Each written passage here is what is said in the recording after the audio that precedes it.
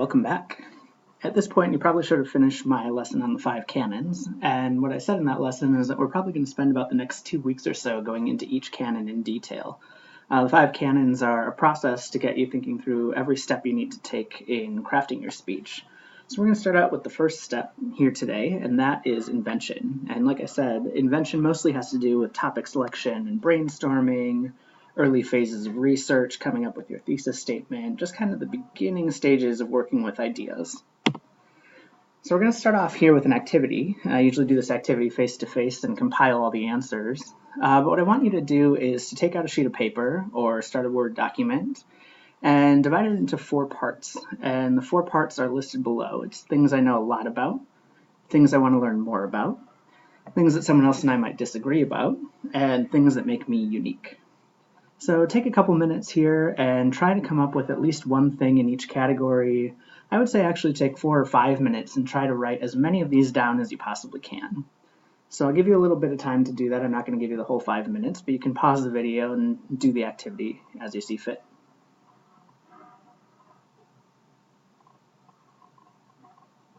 Now once you've done this activity, what I usually do is compile all the answers. I'm actually going to share with you what my face-to-face class did. This is really an exercise in coming up with as many topics as you can. And a lot of you probably found it hard to spend 5 minutes really drafting and trying to come up with each of these. Some of you might have gotten a good start and then you got stuck somewhere and you ran out of ideas.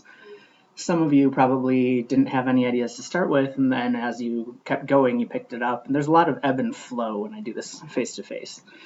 The main reason why I have you do this is because if we just spend a couple minutes in front of a screen, usually it's not the most productive thing. A lot of students think they can come up with a really good topic really quickly, and they'll just take it and run with it. And they don't really give themselves enough time to explore a lot of different ideas. And so I want you to get beyond just the first couple ideas that you come up with. I don't want you to just run with the first ideas that you have, because chances are if they're the first ideas you have, other people in the class have thought about them as well. Now, there's 38 of you, and so there's probably going to be a little bit of overlap, and that's okay. I've seen about 2,000 speeches. I don't think there's a topic under the sun that I haven't seen at this point. I'm very good when I sit in grade at stepping back and pretending like I'd never seen a speech before on that topic and just getting you to tell me about it and pretending like I know nothing and grading it as it is. But this is an exercise in you expressing your creativity, and the more creative you can be, the better off I think you'll be. So I'm going to want you to hold on to this list, and I'm going to want you to look at the list that my students in my face-to-face class generated. And you might use some of those ideas that are listed there, but I'd encourage you actually not to if you can. I'd encourage you to try and use these lists as just something that might spark your thinking and go several steps removed from that. The more unique you can get with your speech topics, the better. So that's what that's about. I'm going to move into a couple common topic problems and what I think are solutions to those problems. And the first one that I hear a lot from students is I have no idea what I'm talking about. Now, your first speech is an informative speech, and aside from that, it's pretty wide open. So I want you to have some fun with it. But sometimes that can mean that you get a little stuck and you don't really know what to talk about. So my solution to that is to start with activities like the one I just gave you and just do some free writing brainstorming. I gave you 4 categories for that activity, which I call Foursquare. You could generate as many categories as you want and try to come up with a bunch of things within each category. If that doesn't work, there are a lot of references available to you. We talked a little bit about library research. I'm going to talk a little bit more about that today. So you want to make sure that you look for what's available, not just in the library, but what's happening in the news, what's happening elsewhere in magazines or in social media. You're going to want to figure out some interesting topics that spark your curiosity and take them and run with them. If that fails, you can try. There's all kinds of things on the internet, and I'm not just sending you blindly to the internet, but you can actually look at public speaking databases. There are a ton of sites devoted specifically to public speaking or to argumentation and debate. And a lot of the topics that you'll see on those sites are pretty common topics, and so they're usually ones that I would also encourage you to shy away from if you can. But what you might get from looking at those is maybe there's something there that's related to an idea that you want to study. And so you get an idea and then it sparks another idea that's not even on that list at all. Last but not least, if you're really stuck, I'd encourage you to go to your networks. The people closest to you really care about you and they want you to succeed, and they know what you like and dislike, and they have a pretty good sense of who you are. So talk to friends and family, talk to significant others, talk to acquaintances that you have and say, I'm thinking about giving a speech on this topic. Do you think that would be interesting? Or, I don't know what I'm talking about. I don't know what I want to talk about yet. Is there something that maybe would make for a good speech topic? And chances are, if nothing else, those people will be able to help you come up with some things that are interesting to you. If all that fails, I'd just encourage you to come talk to me. I've seen a lot of speeches. I'll probably ask you about some of your interests, and we'll figure out something from there. But I want to encourage you to be as creative as possible. The more creative you are, the better off you'll be. The second common problem that I see is once students find a topic, they say, well, I can't find anything. I know I need to supplement my own personal knowledge and my own experience with some other research, and I'm just having a hard time. Either they're not finding anything at all, or the things that they're finding don't teach their audience anything new. What I'm going to encourage you to do in that sense, or if that's the case, is to keep looking. Chances are you might not be looking in the right places. You also might not be using the right keywords, so sometimes you might have to generate some related topic areas and search for those instead of searching for the terms that you're using. So I just encourage you to be persistent and to keep trying new things until you find those sources that are good for you. Another common thing that comes up is sometimes people come up with topics and the topics are really brand new. It's something that just came out, 6 months ago or a year ago, and there's not necessarily anything really published about it yet. The thing to keep in mind with that is there really isn't anything new. Every idea really builds off of another idea.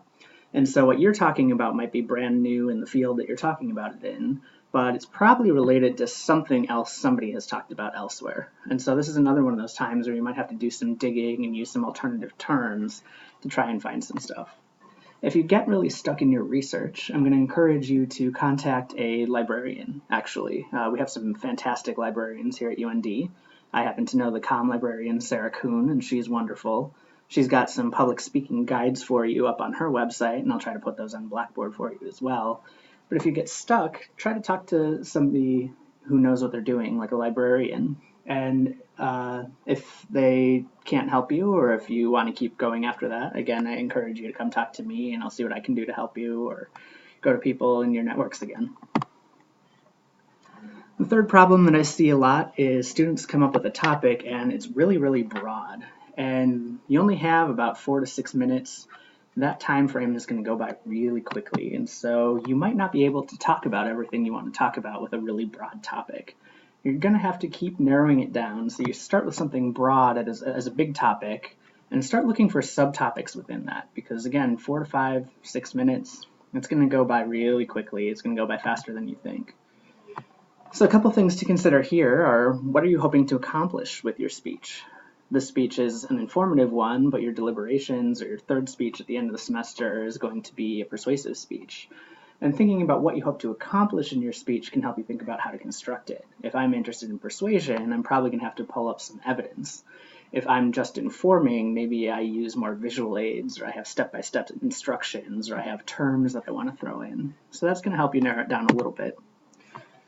Second thing to consider when you're not sure how to narrow your topic is who's going to be in your audience. Again, I really want to encourage you as much as possible to get out of your own headspace and to try and think through who's in my audience and what do they already know, what kinds of things might they find interesting or useful, what kinds of things don't they know. Your goal is always to be thinking, if I'm sitting in my own audience, what's something that I can take away from this speech that I didn't already know that I'm going to remember? And finally, the third thing that you have is to consider how much time you have and how much depth you want to go into. If you have one subtopic and one topic and you want to divide it into 2 or 3 subtopics, you probably want to devote roughly equal time to them. I talked about this a little bit in my 5 canons lesson. So you want to look at your time limits, and if it says 4 to 6 minutes, you want to aim for 5 because you might run short or long. If it's 5 to 7 minutes, aim for 6, etc., etc. And you want to think, what can I really cover in that amount of time? If I were to go a little fast, are there things that I can add? If I'm to go a little slow, what can I cut? Because you're going to practice a lot, and sometimes your speech is going to vary in terms of how much detail you can go into, and your speaking rate's also going to vary. So you're going to have to be adaptable. You're going to have to be a little bit flexible. So you want to think, what are the most important things that I need to cover in that short amount of time? To give you a couple of examples, here are two topics that on the surface seem like they'd make good topics for a 4 to 6 minute speech. If you try to condense these things into 4 to 6 minutes, though, there's a lot to talk about. I've seen entire college classes that take U.S. history, and over 15 weeks, they might cover U.S. history through 1877 is a random cutoff that I've seen, or 1865. Over 15 weeks, they're covering over 100 years of history, and that already seems like cutting it down a lot. And so what you might consider is I'm going to bound this in terms of time. So you're going to bound this in terms of, maybe I want to talk about U.S. history from the Vietnam War, or U.S. history post 9/11. That makes it a little bit more narrow. Similarly with Facebook, there's a lot of different aspects of Facebook that you could study. You could study how Facebook makes people closer together or maybe farther apart. There's a lot of people who've talked about social networks as making us bond or making us more isolated. You could talk about privacy settings on Facebook. You could talk about the business side of Facebook. You probably can't cover everything that you'd want to cover about Facebook in 4 to 6 minutes. So you're going to have to narrow that down even more into something a little smaller. So either in time or in terms of topics, you're probably going to want to make your speech much narrower so that you can give it a little more focus. It's much better to have depth in your topics than it is to have breadth in them, if that makes sense. The fourth common problem that I've seen is a lot of students are afraid of being judged, and they think people aren't going to like this. People aren't going to be interested in this. This is something that's idiosyncratic. It's unique to me. Nobody's really going to care about my random hobby or about my subject that I'm studying, my major. What you want to be thinking about with that is, again, putting on your audience hat. Is my topic relevant? I taught in Minnesota, I taught in Texas, I taught at Penn State, I'm teaching here. And in 3 of those locations, the idea of figuring out what to put in a winter car emergency kit is pretty relevant. It snows a lot in Minnesota and North Dakota and Pennsylvania. I tried to explain what a winter car emergency kit was to my students in Texas, and they looked at me like I was from Mars, because they've never had to deal with that. But it might come in handy to them if they ever end up moving. And so you have to think, who is it relevant for and when? When might it be relevant? So sometimes your topic is relevant, sometimes it's not. You want to think if your topic is too trivial. This usually happens if your audience already knows a lot about your topic. Most people in your audience probably know how to make a peanut butter and jelly sandwich, so you don't have to tell them that. You can teach them something a little bit more unique, a little bit more specialized, and they'll probably find it more interesting. A third one is whether your speech is too technical. I like to ask students if they can guess which field proprietonic reduction is a term from. It's a very obscure term, and usually when I ask that, a lot of students will say things like physics or engineering. Proprietonic reduction is one of the most boring ideas I've ever heard, and I don't say that to pick on this field. It's a very boring concept from linguistics. Proprietonic reduction means that in certain languages, when you move from a 2-syllable word to a 3-syllable word, the ah vowel sound at the beginning of the word becomes an I sound instead. Proprietonic reduction is a very, very technical, complicated way of saying that. You're probably already wondering why I even bothered telling you that, because it's, again, pretty dry unless you're really interested in linguistics. So some things that are really interesting to you, some things that are really specialized, sometimes sound like they're a good idea, but when you try to explain them, if you can't explain them in simple terms, or if you can't explain to your audience why they should care about it, they're probably going to fall asleep. Last but not least, another thing that is hard to argue about is matters of taste. A few years ago, a couple of friends of mine and I got together and went to see the movie Across the Universe. This was a Beatles adaptation, and it was a movie that had tried to pull together a whole bunch of Beatles songs into a plot. And my friend Marina was a big Beatles fan. She brought probably 15 of her friends to the movie theater. She was super excited about it. We were all really excited about it. And my roommate at the time was a film studies major, and the two of them really disagreed on this movie. The movie ended, and Marina, who organized this, got everyone together, and she turned around and she said, "You guys, I am so sorry." And my roommate Brian turned around and he said, "What are you talking about? I loved it." Well, what happened here? The two of them had very different standards for what would constitute a good movie. Marina was a big Beatles fan. She was excited about the music. She heard that the plot was really cleverly done, and she was really excited to see how they made the music and the plot line work together. And her conclusion was that it didn't. She said, this was terrible. It was just kind of thrown together. It didn't make any sense. And on top of that, one of the lead actors couldn't sing. She was really annoyed and felt really bad for bringing everyone to the movie. Now, my roommate Brian was a film studies major, and he watched the film and he said, "Oh my gosh, that was one of the most beautiful films I've ever seen. The cinematography was just beautiful. The cuts from scene to scene were great. It was a masterpiece." So they had very different standards for what constituted a good movie. And that's pretty common with matters of taste. It's hard to tell what constitutes a good food or a good art, right? We all have different standards for that. And so sometimes if you're trying to make persuasive cases about what constitutes good or bad or beautiful or ugly or ethical or unethical, we sometimes have different frameworks. And it's not to say that you can't give speeches on those things, but you want to be able to articulate your framework in a way that's convincing for the kind of argument you want to make.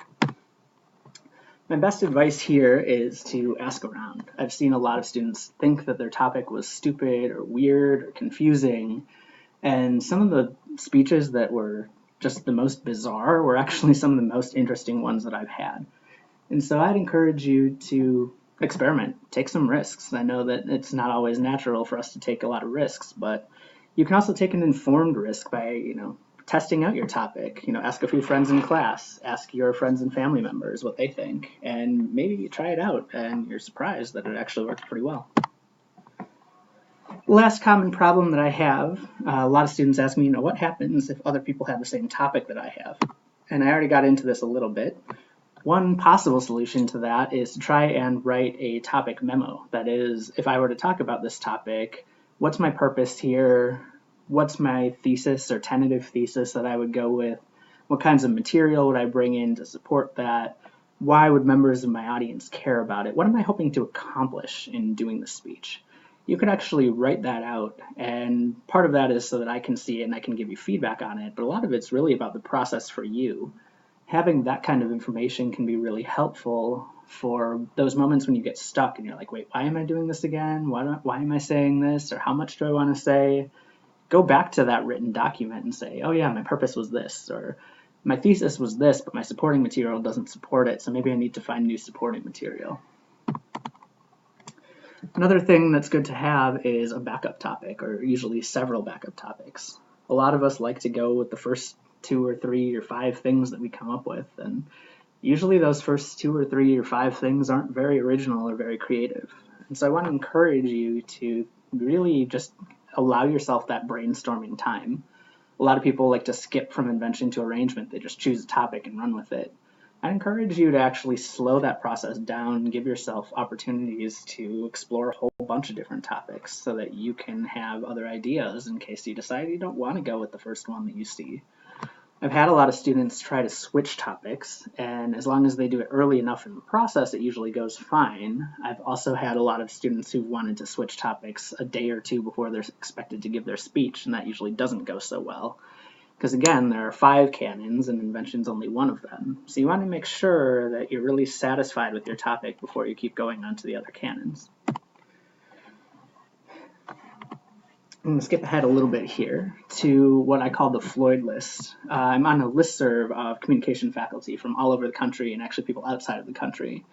And I found it really interesting that a few years ago, a professor named Corey Floyd at Arizona State put together a list of topics that speech teachers were really tired of hearing in their classes, the ones that they've heard a million times. Take a second and try and guess what those topics might be. You're probably going to be right about at least some of them.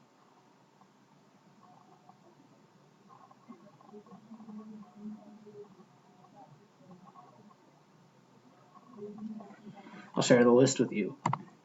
Lowering the drinking age. I've seen that speech a lot of times, probably 30 or 40 times over my time teaching, and never given it higher than a C. And it's not to say that it can't be done, but a lot of students really don't make good arguments for this one. There's a lot of logical fallacies that kind of naturally fit into this topic.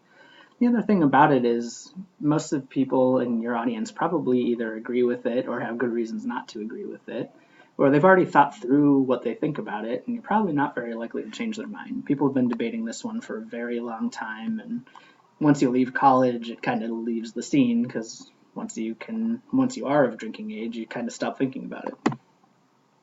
Legalizing marijuana is probably one that you came up with, a very, very common topic. Sometimes goes well, sometimes doesn't go well. There are better or worse arguments for that one. But again, a lot of people have probably heard the arguments for and against.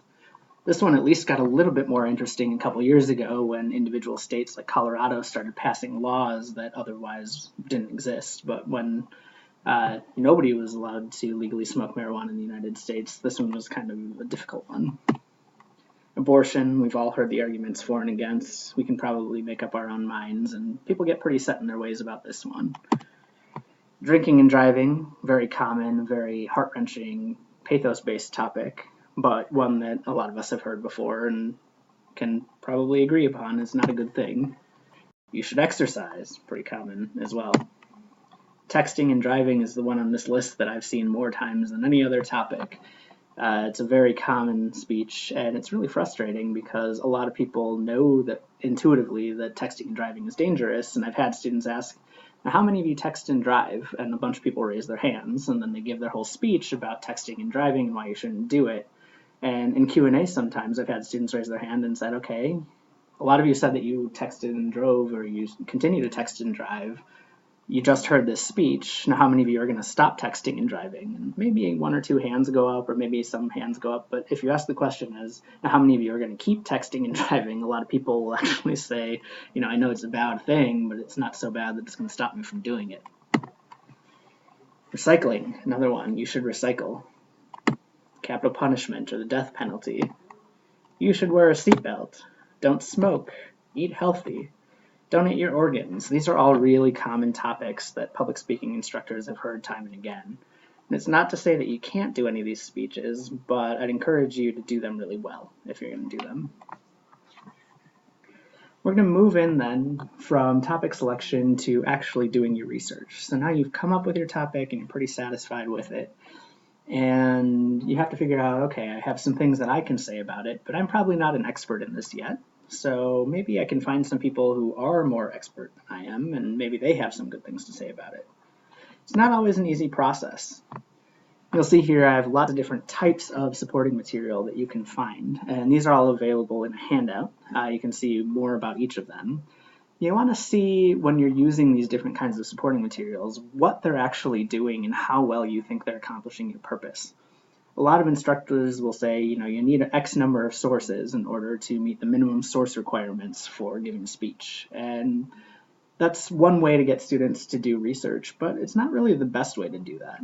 A lot of students, when you're making an argument, your argument rests upon how well the evidence supports that argument. And so it's not so much about how many sources you need, that's certainly part of it, but also the quality of those sources and what they're doing. Are they actually saying what you want them to say? Are they actually valid? Have they been validated elsewhere? Do they have good methods for trying to figure out what constitutes good study? Or is the person who's giving you testimony reliable? So it's not just about finding a number of sources, it's not just about finding as many sources as you can, but it's about finding out how to evaluate those sources and what constitutes a good source, what constitutes a bad source. If you're making a persuasive case, there's going to be your argument, and there are going to be a whole bunch of counter arguments to that argument, and you want to persuade people to come over to your side. The best way to do that is to have a variety of evidence types. Some of that's going to be qualitative evidence that's going to have to do with judgments of good and bad. Some of that's going to be quantitative evidence that has to do with numbers. Some topics lend themselves more to one than the other, but you really want to have a variety of evidence, and you want to use that evidence the best way that you can. So look at these types of evidence, there's probably other ones that aren't listed here, and see what all you can come up with. to teach your audience things they don't already know and to help bring them to your side. A lot of students will, once they have a topic, go to obvious sources like Wikipedia. And you might have seen this clip from The Office. Wikipedia is the best thing ever. Anyone in the world can write anything they want about any subject, so you know you are getting the best possible information. I can tell you right now that Wikipedia is not as good as Steve Carell makes it sound. The problem with Wikipedia, obviously, is that anyone can say anything that they want to on Wikipedia. When I was your age, my friends and I actually used to intentionally mess with Wikipedia websites, and we would see how long it took Wikipedia to notice. And sometimes they'd notice within 5 minutes, and you'd get a nasty email saying, "We know you're trying to be funny, but please don't." Sometimes they never noticed at all, and some of that information might still be up there. So you don't really know what you're getting on Wikipedia. It's not really well peer-reviewed or fact-checked. The best sources are ones where lots of other people have eyes on them, and there's some gatekeeping to say this is a good source or this is a bad source or this study is valid and that one's not. So be really careful with that. Be also very careful with Google. A lot of students will go to Google, type in their topic, and pull up the first 3 or 5 sources that they find. And those sources may be good, they may not be good. You have to be able to evaluate that kind of evidence. You have to be able to evaluate who that evidence is coming from. As you pull research into your topic, and as you pull it into your speech, I want you to be thinking about who is behind that information. You need to cite your sources in 3 different places. It needs to be an in-text citation in your outline, and that looks like kind of how you'd cite it in the text of an essay. You need to have a full bibliography. I usually use APA or MLA. Most faculty here, I believe, use APA. So I would encourage you, if you don't know APA, to probably learn that as your citation method. And so APA will have you have a references page, and that'll have the full text information about the author. And the reason you need both of those is one is going to give you the specific information that you cite aloud during your speech, and one of those is going to give you the information for where to look that source up. If people want to follow up, if they heard a little bit of that source and they want to follow up and see if it's credible, or if they want to see if there's other information there that's valuable, they use that full text citation at the end in your bibliography to find that source.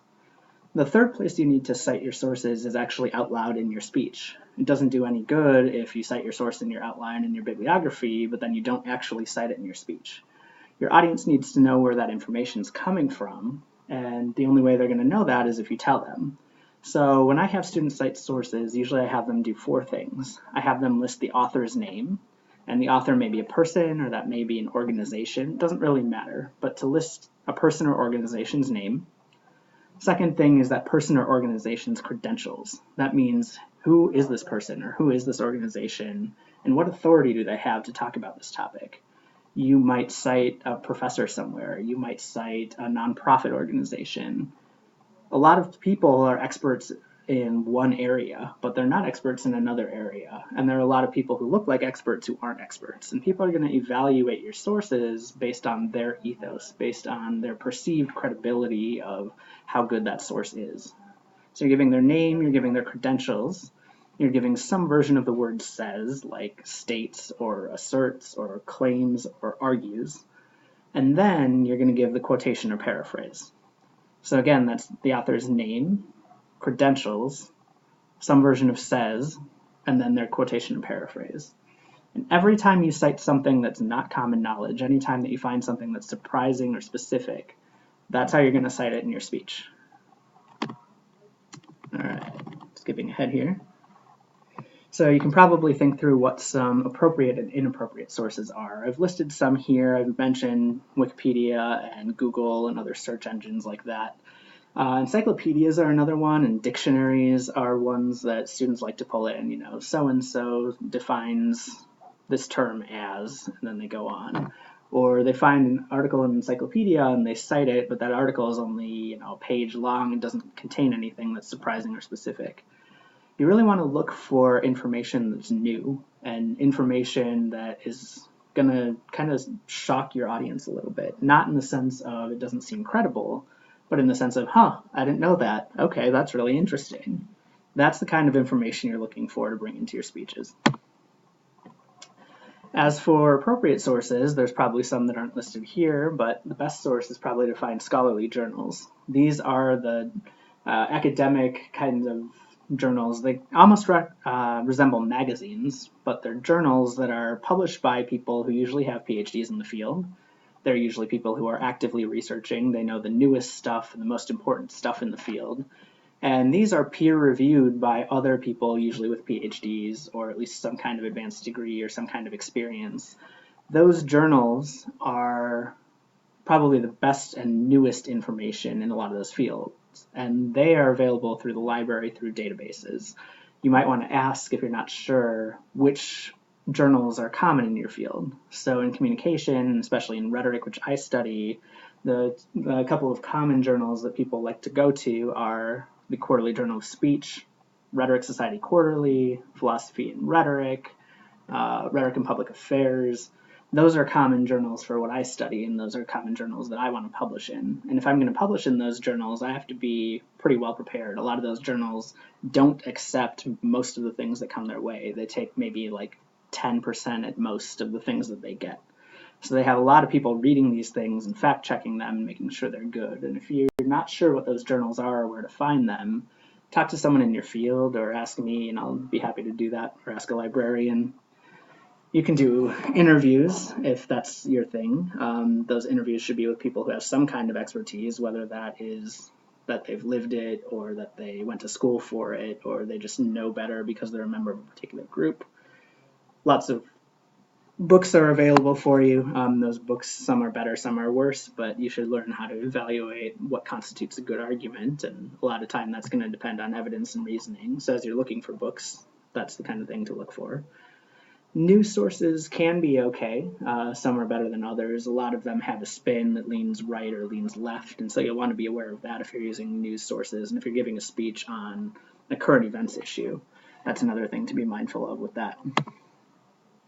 If you're going to evaluate your sources, there's a couple of things that you want to ask, and there's a handy little acronym that I stole from an undergrad textbook that I had called the STAR criteria. And the STAR criteria stands for whether that information is sufficient. That is there enough material there? Have they given enough qualitative and quantitative data to really have me buy their argument? If that information is typical, so maybe they gave a story or they found a study somewhere and that study is really compelling or that story is really powerful, but it doesn't seem to resonate with other people's experiences. It doesn't seem like it's the norm. It's probably the exception to the rule rather than the rule itself. That can be an indicator that maybe it's not the best thing to use, but not always, right? There are some good stories that really are powerful because they stand out, because they're different. So be aware of that. The third part of that is accuracy. You want to make sure that the sources are accurate. So are they up to date? Do they come from a trustworthy source? Are they fact-checked? Are they peer-reviewed? All of those things. And last but not least, you want to make sure that they're relevant. You want to make sure that they're relevant to your purpose and your topic and your thesis, and not just tangential or not cherry-picked in order to make it look like they're supporting your argument when they're actually not. As for using the library, there's a lot of different strategies there. You first and foremost can go to the physical library and talk to the librarian. I think that's a really good idea. In communication, our librarian right now is Sarah Kuhn, and she's wonderful. Go talk to her. The library website's really helpful. Academic Search Premier or Academic Search Complete is one of the main databases, and that's kind of a general database. There are also specific subject databases. So in communication, we have one called Com Abstracts. There are specific field databases for each major at the university. And so you can actually search through those databases, and if you're interested in biology or economics, you can go through your own databases and find it. Now, sometimes you're going to encounter roadblocks when using the library website. You're going to search for something and you get too many results and you have to narrow it down, or you search for something and we don't have access to it. Librarians can be really helpful for helping you find that kind of information, and if our library doesn't have it, we have a feature that they can actually request it from other libraries. There's something called interlibrary loan, and they can get that information. It might take a few days or even a few weeks to get that information, but they can get it here at UND. And if they can't get you the thing that you're looking for, they can probably find you something very similar to it. A lot of times people will indicate what they're publishing about, and they can go from there. So those are just some basic tips for invention, and I wish you luck in your inventive process.